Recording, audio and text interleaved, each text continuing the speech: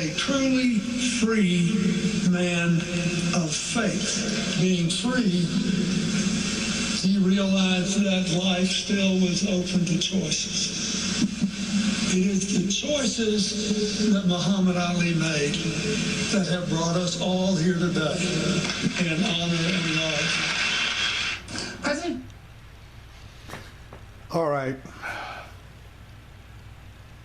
I watched the entire Muhammad Ali funeral yesterday. I mean, the entire funeral all the way to people walking out the door. And it was amazing to me, all the outpouring of love, support, etc., etc.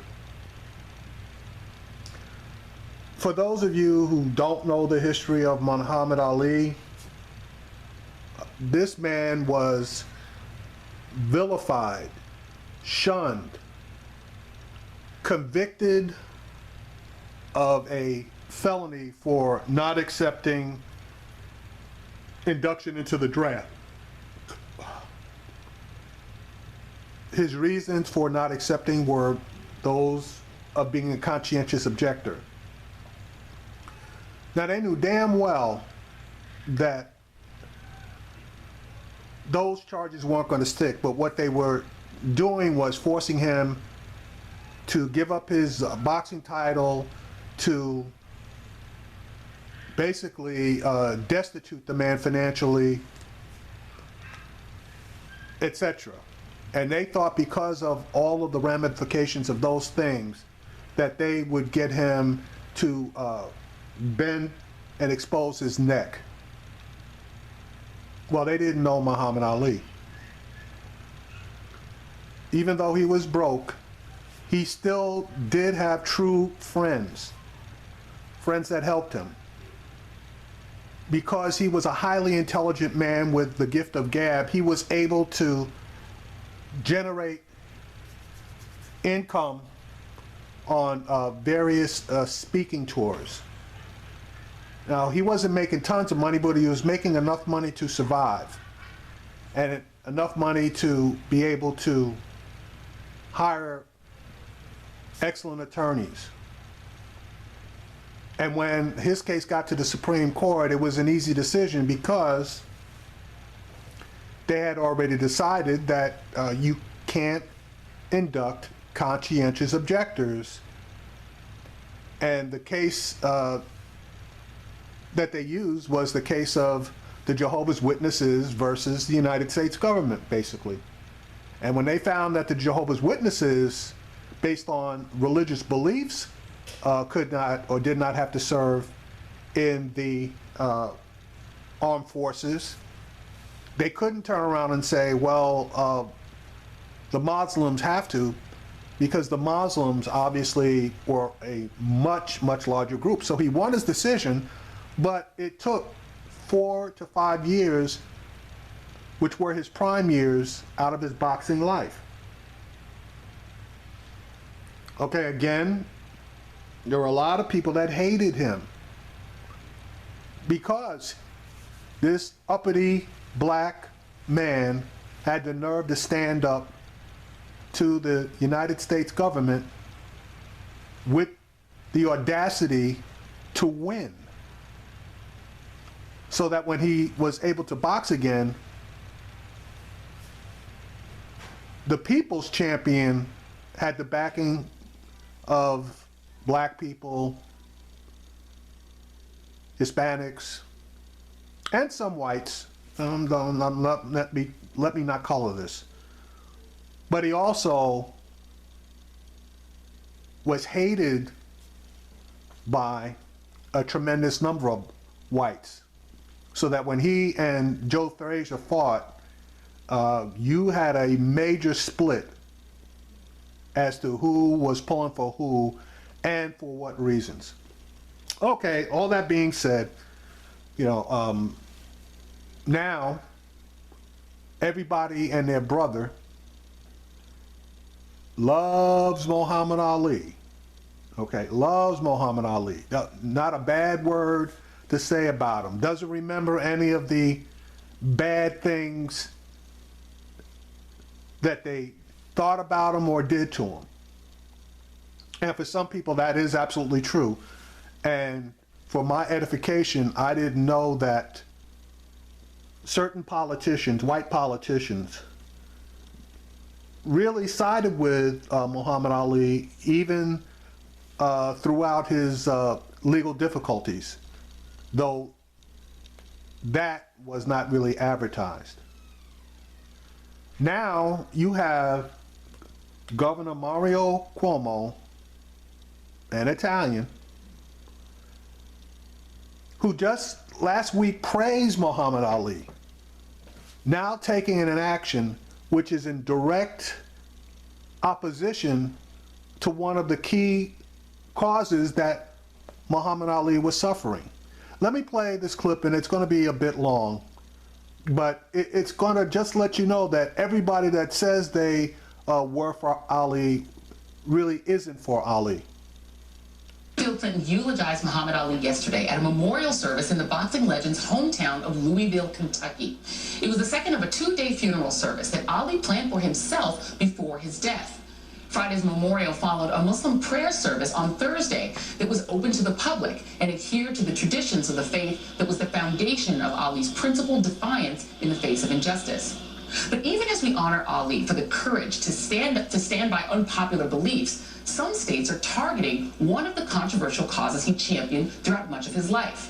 This week, Governor Andrew Cuomo announced an executive order for the state of New York to stop doing business with any company or group involved with the Palestinian boycott movement against Israel, known as BDS, or Boycott, Divestment, and Sanction. Cuomo describes the boycott movement as an economic attack on Israel. But the irony that Ali, who Cuomo praised after his death last week, would have been among those blacklisted under his executive order wasn't lost on one of my guests today. Writing this week about Ali's longtime support for the Palestinian liberation movement, Dave Zirin has these words for Cuomo. Get the champ's name out of your mouth, Governor, and tell the disturbing truth. If Muhammad Ali was in his prime today, he would be your target, someone denied the right to make a living in the state of New York. And Dave Zirin is with me from Washington, and also joining me here at the table is Linda Sarsour. And I want to start with you on this, Dave. Before we get to this topic, you were actually at the funeral, the Muhammad Ali funeral. Please just take a couple of minutes to tell us what that was like and give us sort of what moved you most from that event. I mean, what moved me most was that it was a funeral for the people. Ali's wife, Lonnie, she said in her eulogy that, it's a great quote, she said, Muhammad Ali attracted the rich and powerful, but he was most comfortable with the poor. And this is something that you felt in the streets of Louisville. I was amongst the 100,000 people who lined the streets, people who came from all the way from Scotland, but most of the people there were from Louisville. It was the black community of Louisville throwing flowers on his car as it rode by. And we all chanted, Ali, Ali. And as someone who was too young to actually be there to see him fight, to actually have that experience, to shout his name with so many others as his car went by, I mean, it's something I'll absolutely never forget. And to be in Louisville, a place that once disavowed Muhammad Ali, to see the city embrace him so fully, I mean, it just speaks to the remarkableness of this human being. Yeah, indeed. And Linda, we were all not around during this time period when Ali was really not only fighting against the Vietnam War, but really taking a lot of heat from people, some who refused to call him Muhammad Ali, who insisted on continuing to call him Cassius Clay, would not recognize this conversion that he had, and really demonized him for becoming a Muslim. For, young Muslims, does Muhammad Ali still resonate in that way as a hero in that vein? Absolutely. I'm just emotional hearing Dave talk about the funeral, but Muhammad Ali was unapologetically Muslim, and he right now is giving us the inspiration and the courage to be unapologetically Muslim right now in 2016, when Islam is the most vilified and demonized religion in the world. Yeah, and I want to now play just a little bit of Andrew Cuomo, because he did give this executive order, which was the subject of Dave Zirin's really terrific piece in The Nation. You should be reading everything Dave writes, but I really highly recommend it. This is Andrew Cuomo explaining his executive order, and then I want to come to you on this, Dave. We are against the BDS movement, and it's very simple. If you boycott against Israel, New York will boycott you. If you divert revenues from Israel, New York will divert revenues from you. If you sanction Israel, New York will sanction you. Period. Now, want to point out that we did reach out to Governor Cuomo's office to try to get a spokesman on today to explain and defend this executive order. They were not available. We also reached out to several Jewish organizations to get someone on the other side of this issue, but today is actually a Jewish holiday, so it was very difficult to get someone. But Dave, you write in The Nation that it's ironic for particularly a Democratic governor to be issuing this kind of an executive order that really, in your view, clamps down on speech when you have him also praising Muhammad Ali. Just explain that a little bit. Absolutely. First of all, let me say that I'm Jewish, so I'll represent my Jewish community saying that I absolutely oppose this legislation. And I also oppose the conflation of being Jewish with this kind of horrific legislation as if it's somehow in solidarity with my people. I utterly reject that. Second of all, the idea about Muhammad Ali was that he was a teller of unpopular truths. And we're all celebrating that, but we're celebrating it in the abstract. And one of his unpopular truths, or one of his truths, I should say, because it's in no ways everybody's truth, is that he was against colonialism very strongly. He was for the anti-colonial movements in sub-Saharan Africa. He was against the U.S. going into Vietnam, and he was against the state of Israel creating thousands upon thousands of Palestinian refugees on their land. So in 1974, he visited a Palestinian refugee camp in southern Lebanon, and the descriptions of this camp are horrifying. Disease, poverty, desperation, children, like with flies landing on their bodies. And he saw this and he made a commitment at that point that he would fight for a Palestinian homeland. That was his truth. People can oppose that truth. What I can't stand is the hypocrisy of Andrew Cuomo praising Muhammad Ali the very week he stands at the Harvard Club, and you couldn't have a greater contrast than Muhammad Ali, man of the people, Andrew Cuomo in the Harvard Club, making this kind of statement saying, if you are actually against what it is the state of Israel, we're going to put you on a list. I mean, it is a frightening step, and I absolutely stand with the New York ACLU. People should read their position on this. They go through an autopsy of the bill. It is frightening stuff, and it's profoundly, to my view, unconstitutional. Yeah, and I want to read you guys a little bit of an editorial that Andrew Cuomo wrote in the Washington Post. He wrote this. There is a clear, well-established legal distinction between political speech, whom you vote for, whom you stand with in a public rally, and a blatant discriminatory conduct such as BDS activities. If a business owner refuses to serve or hire someone based on race, religion, or ethnicity, it is illegal and sanctionable. If that same person attends a political rally decrying one group of people, African Americans, Jews, the LGBT community, it is constitutionally protected speech. So what he's essentially arguing is that it's not a violation of free speech to sanction people who join BDS. Do you believe that BDS activities are akin to not serving someone in your restaurant or not letting them stay in a hotel? I mean, you know this, Joy, from our history. Boycotts have always been a tactic to support movements for freedom and justice. And they have been inspired by the civil rights movement, the Montgomery bus boycott, to the American movement against South African apartheid. So this is not something that is, BDS is not a new thing. It's something that is historically proven to be helpful towards these movements for justice. But the hypocrisy, the irony of the situation is that earlier this year, Governor Cuomo stood up and said non-essential travel to North Carolina is banned based on their anti-LGBT laws. And I agree. Why are you a proponent of boycotts, right? But when it comes to Palestinian rights, you're like, no, I can't do that. That's hypocrisy. And for me, honestly, for all Americans, you could be on any side of the Israel-Palestine. Sure. Whatever side you want to be on, that's on you. But as Americans, we should all be on the side of the Constitution, and my freedom of speech should not be infringed upon. I am a Palestinian. I have Palestinian family members who still live in the West Bank and in Gaza. But for someone to tell me that I am to be blacklisted in this country, this is McCarthy-era type attacks on our freedom of speech, and it's absolutely deplorable, especially in a state like New York where people say, oh, what a liberal state we live in. And if it's happening in New York, only God knows what's going to happen in other states around the country. Well, Dave, we know that one of the things that is happening is that Chuck Schumer, the senior senator from New York, has actually floated a plan to federalize what's happening in New York and to actually take this anti-BDS governmental sanction federal. What do you make of that? Yeah, that's terrifying. And I'm not surprised that Chuck Schumer, when he was asked for his thoughts on Muhammad Ali, just said, all I remember is my basketball coach told me to float like a butterfly, sting like a bee. I was like, please, Chuck Schumer is many things, but historically ignorant is not one of them. He knows exactly what Muhammad Ali stood for, and it was a lot more than saying funny rhymes.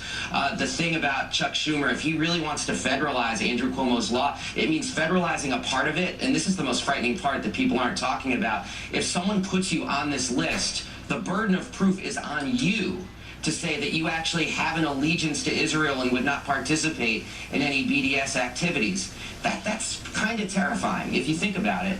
And it's a total violation of free speech. And think about if Muhammad Ali was alive today, what that would mean. If he tried to do a fight in New York and Andrew Cuomo said, no, you're on my blacklist because you support Palestine, what that could mean is that he could withhold police for that particular fight, any sort of state function that would allow for the security and passage of people to go in and out of that fight. And it's particularly historically ironic because when Muhammad Ali was blacklisted in 1967 for opposing the draft, the first state to blacklist him was the state of New York. Wow.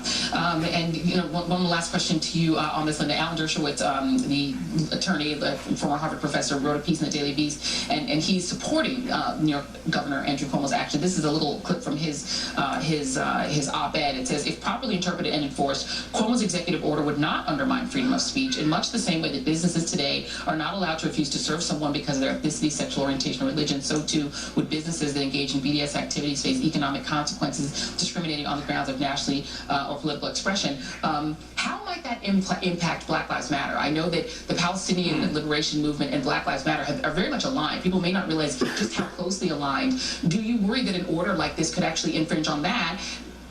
On Black Lives Matter activities in New York? Well, first and foremost, Andrew Cuomo, Chuck Schumer, they're basically out of touch with the Democratic Party and the majority of the American people who are becoming more publicly in support of Palestinian rights and against Israeli human rights abuses. And it absolutely is going to impact the Black Lives Matter movement. There is a huge growing solidarity amongst Black activists, Black communities, and Palestine and Palestinian rights activists. For example, doing joint boycott against G4S, which is a large privatized prison industry that not only detains people in Israel, but also is part of the prison industrial complex here in the U.S. and looking at joint opportunities for us to do boycotts together. So basically what you're doing is you're blacklisting the contemporary civil rights movement of the United States. And what I say to Andrew Cuomo is that years from now, he will look back and know that he was on the wrong side of history. We are on the right side of history, and the majority of young people of color, support the plight of the Palestinian people. And if Andrew Cuomo ever thinks he has any political aspirations, especially national ones, he needs to get with the program. And the program is to be with the Palestinian people and to speak truth and not just talk about Muhammad Ali, but we all are trying to be Muhammad Ali. Yeah, and I want to thank you guys for being here and note that you're a supporter of Bernie Sanders, who has brought this issue really to the fore. I don't think there's been a presidential candidate since Jesse Jackson who has been so forthright on the issue. So we will see this issue resurface when the platform committee meets, because he's got James Ogby as well as Cornel West on that committee, and both of them are very much on your side on this issue. Linda Sarsour, thank you so much for being here. Dave Zirin, as always. And I want to put an open invitation out to Governor Cuomo. We would love to have you come on the program and talk about this. It's an issue that we're going to continue to cover. So please come on. We'd love to talk to you. All right, up next. All right, number one, Cuomo is not going to come on any show to defend that policy because that policy is indefensible. All right, obviously there was a lot in that segment that needed to be unpacked, and I'm probably not going to be able to unpack all of it. So let me basically just hit the high points. Number one, Mario Cuomo didn't do his homework as far as knowing the history of Muhammad Ali. Otherwise, he would have known that Muhammad Ali was a champion for Palestinian rights.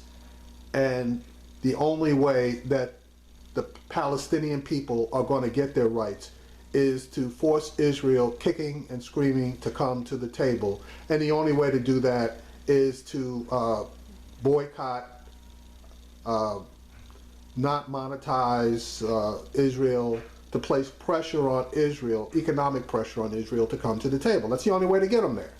Okay, so that's number one. Number two, Republicans are one thing, but these Democratic political snakes are another. and one of the biggest Democratic political snakes is Chuck Schumer. Now, why Harry Reid, let me back up. Dick Dermer was supposed to get Harry Reid's spot. Why Dick Dermer decided not to contest or go after that spot, only Dick Dermer knows. Number 3, Dick Dermer decides that he doesn't want to take the number 1 spot, and here comes snake-ass Chuck Schumer. Chuck Schumer, to say that the only thing he knew about Muhammad Ali was float like a butterfly and sting like a bee, told me everything that I needed to know about Chuck Schumer. He's a fucking snake. He's a fucking snake. And if it has any type of a sniff to do with placing pressure on Israel, he's gonna be against it with both feet. Now, I believe that what New York is trying to do ultimately is going to be determined as being unconstitutional, but we're going to have to wait for a 9th Supreme Court justice to be named, because that's where that boycott law or anti-boycott law is going to end up. Now, another thing, the people that primarily are against the BDS boycott are old Jews with money. Let me repeat that. Old Jews with money. People like Sheldon Adelson out of Nevada. The younger Jewish people, with or without money, aren't nearly as impassioned by Israel and have a tendency to be more open to see both sides of the issue as far as the Palestinians are concerned. So it's going to be a while, and I do not know how long, but sooner or later, the Palestinians are actually going to be able to obtain their own homeland. But again, for the basis of this video, everybody that says they were for Muhammad Ali damn sure wasn't for him then, and they damn sure ain't for him now.